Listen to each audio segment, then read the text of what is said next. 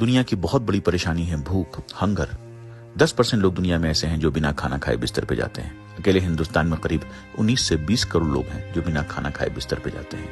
لیکن اگر آپ زمیندار، امیر گھر، نوابوں کے گھر میں پیدا ہوئے ہیں، کیا آپ بھوک کی شدت کو سمجھتے ہیں؟ نہیں سمجھیں گے۔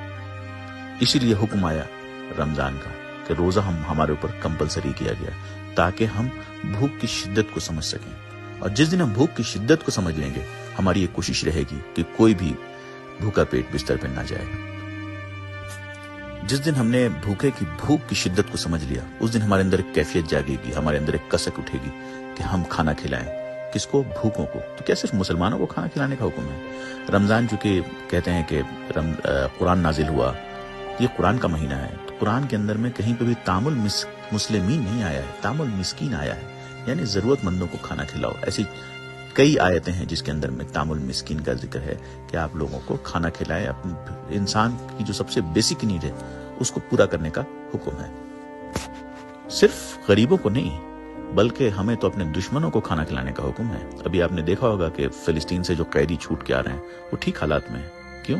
اور کیونکہ قرآن کی ایک آیت ہی ہے جو کہتی ہے کہ حکم دیتی ہے کہ کھانا کھلاؤ قیدیوں کو بھی، یعنی اپنے دشمنوں کو بھی کھانا کھلانے کا حکم ہے ہمیں۔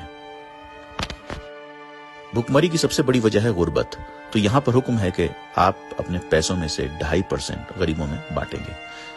جب اسلامی حکومت ہوتی ہے تو وہاں پر لوگ عموماً گورنمنٹ کے پاس پیسے جمع کرتے ہیں، یعنی کہ ایک طرح سے ٹیکس کی طرح جمع کرتے ہیں، زکوٰۃ کو جو ہے بیت المال میں جمع کرتے ہیں اور وہاں سے فلاح کا کام ہوتا ہے۔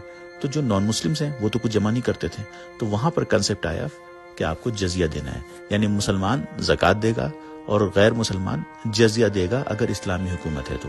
بہت سے لوگوں نے جزیہ کو ٹھیک سے سمجھنے کی کوشش بھی نہیں، کچھ شاید غلطیاں ہمارے سے بھی ہوئی ہوں، لیکن جزیہ کا کنسپٹ یہاں سے تھا کہ آپ اسلامی حکومت میں مسلمان زکوٰۃ دیتا ہے اور غیر مسلمان وہاں پر جزیہ دیتا ہے۔ رمضان کا ایک لٹرل میننگ ہوتا ہے جلا دینا، یعنی کہ آپ اس مہینے میں اپنی ہر گندی عادت کو جلا سکتے ہیں۔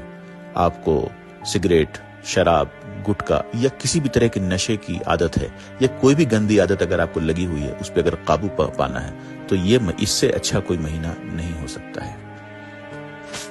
گرمی ہے، آپ روزے کی حالت میں پیاس سے تڑپ رہے ہیں، گھر میں پانی موجود ہے، آپ پی سکتے ہیں لیکن آپ نہیں پیتے ہیں، تو یہ رمضان آپ کو ٹریننگ بھی دیتا ہے، سیلف کنٹرول کی ٹریننگ دیتا ہے۔